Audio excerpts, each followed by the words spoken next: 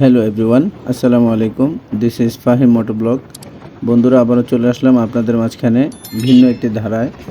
তো বন্ধুরা, ইতিপূর্বে যে ভিডিওটা আমি আপলোড করেছিলাম সেটা ছিল কুড়িল বিশ্ব রোড থেকে এয়ারপোর্ট পর্যন্ত। তো ওই ভিডিওরই সেকেন্ড পার্ট হচ্ছে এটা। আমি এই মুহূর্তে এয়ারপোর্ট ক্রস করে উত্তরার দিকে যাচ্ছি। আজকে আমাদের গন্তব্য উত্তরা জসিমউদ্দিন থেকে একটু ভেতরে, সম্ভবত উত্তরা 4 নম্বর সেক্টর। বন্ধুরা, আমার হাতের ডানে যে ব্রিজটা দেখতে পাচ্ছেন, এই ব্রিজটা মূলত এয়ারপোর্টের সামনে অবস্থিত। যারা এয়ারপোর্টে কিংবা এখানে দাঁড়ানোর কোনো প্রয়োজন নেই, তারা এই ব্রিজটা ব্যবহার করে এয়ারপোর্টের পুরো এরিয়াটা ক্রস করে চলে যাবে। এই পথে টঙ্গী, গাজীপুর কিংবা ময়মনসিংহ অন্য দিকে যাওয়া যায়। তো আমরা একটু নিচে কাজ ছিল, যার জন্য আমরা ব্রিজটা ব্যবহার করতে পারিনি। দেখতে পাচ্ছেন ব্রিজের নিচে খানিকটা জ্যাম আছে।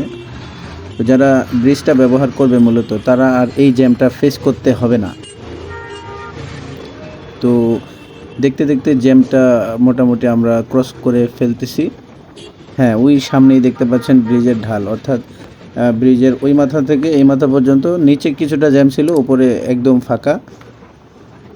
আমরা আজকে যাব হচ্ছে জসিমউদ্দিন থেকে একটু ভেতরে। তো চলুন যেতে যেতে দেখাই আপনাদেরকে আমি কোন কোন পথ ব্যবহার করব। এখানেও খানিকটা জ্যাম মনে হচ্ছে। এখানে রাস্তা অত্যন্ত চমৎকার, এখানে উচ্চ গতি থাকে। এখানকার রাস্তা অত্যন্ত চমৎকার। বেশি দিন না, গত 6 মাস কিংবা 1 বছর আগে এই রাস্তাগুলোর কাজ চলতেছিল, রাস্তাগুলোর কাজ চলমান ছিল। তখন এখানে আসলে চরম একটা ভোগান্তিতে আমরা যারা রাইডার আছি, যা পরিবহন ব্যবহার করি, তারা অত্যন্ত ভোগান্তিতে ভুগতে হইতো। তো যাই হোক, এখন রাস্তা খুব সুন্দর। ওই যে দেখতে পাচ্ছেন জসিমউদ্দিনের সাইনবোর্ডটি, আমরা জসিমউদ্দিন চলে আসছি অলরেডি।